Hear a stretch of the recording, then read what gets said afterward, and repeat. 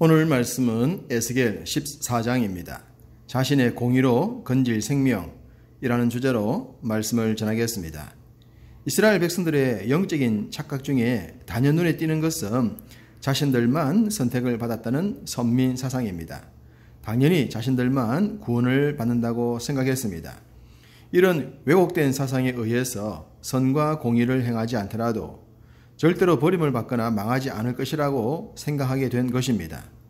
그랬기 때문에 선지자가 죽을 고생을 하면서 말씀을 전해도 눈과 귀가 닫혀서 깨닫지를 못했던 것입니다. 이런 왜곡된 신앙에 우리도 물들 수 있습니다. 천대까지의 복이나 주 예수를 믿으면 너와 내 집이 구원을 받는다는 말씀이나 심지어 예정론의 교리들까지도 포함이 됩니다.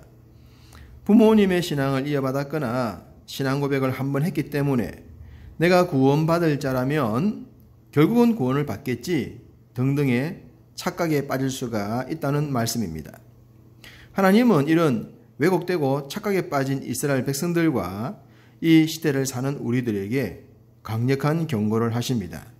그래서 등장시킨 사람들이 있습니다. 14절 이하의 노아, 다니엘, 욥입니다.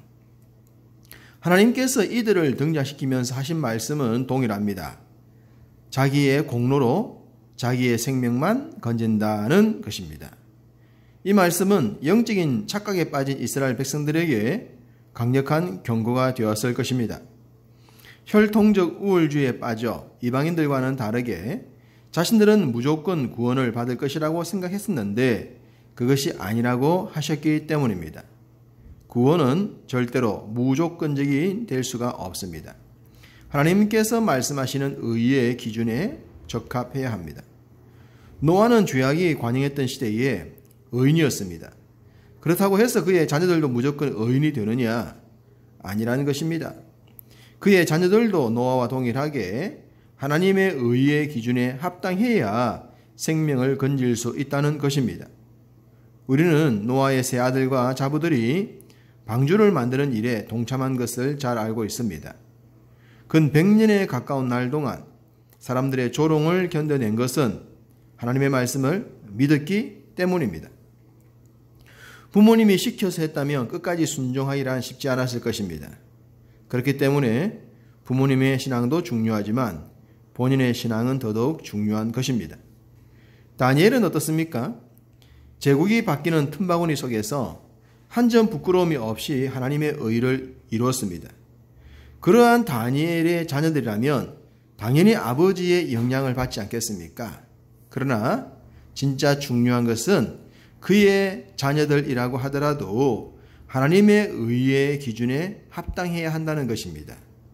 아무리 아버지가 어렵다고 하더라도 자신의 의가 하나님께 어긋나면 자신의 생명을 건질 수 없다는 말씀입니다. 욥도 동일합니다. 욥은 10명의 자식을 잃은 후에 또다시 10명의 자식을 얻었습니다. 그는 자신의 자녀들이 혹시라도 하나님의 기준에 어긋날까 싶어서 생일잔치 후에도 제사를 드리게 했습니다. 마음으로라도 범죄하지 않도록 하기 위해서 말입니다. 죽을 고생 후에 새롭게 얻은 자녀들에게는 더더욱 성결한 믿음을 강조하지 않았겠습니까? 어느 시대나 동일합니다. 본인 스스로 하나님 앞에 바르지 않으면 주위에 누가 있느냐 하는 것은 별로 큰 의미가 없다는 것입니다.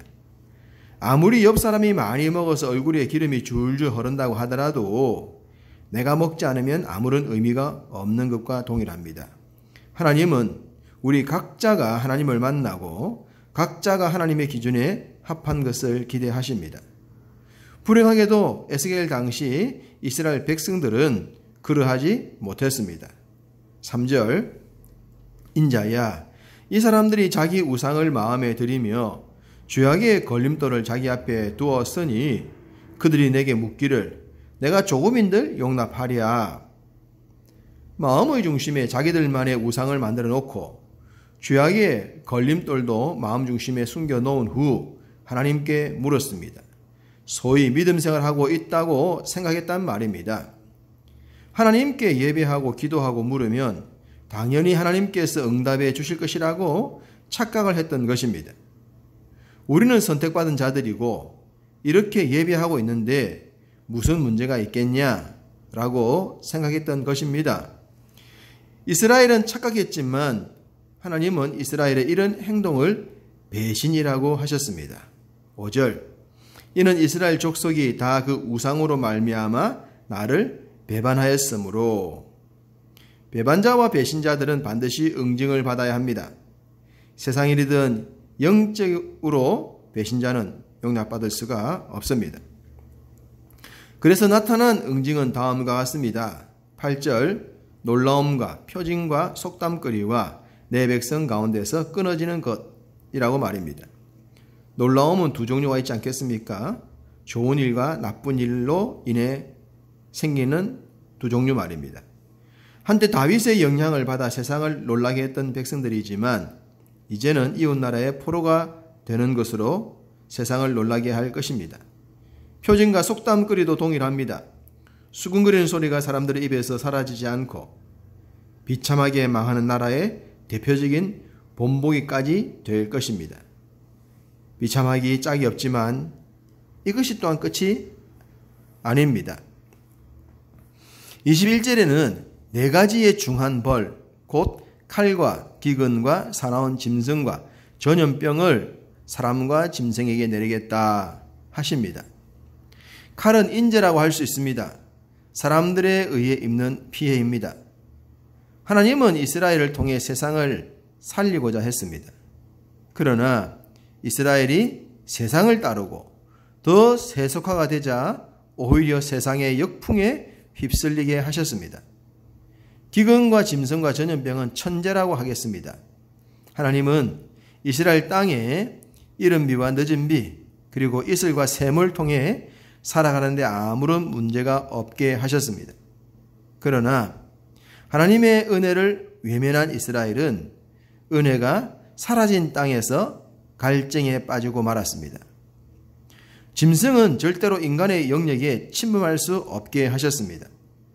하나님께서 그 영역을 나누어 놓으셨기 때문입니다.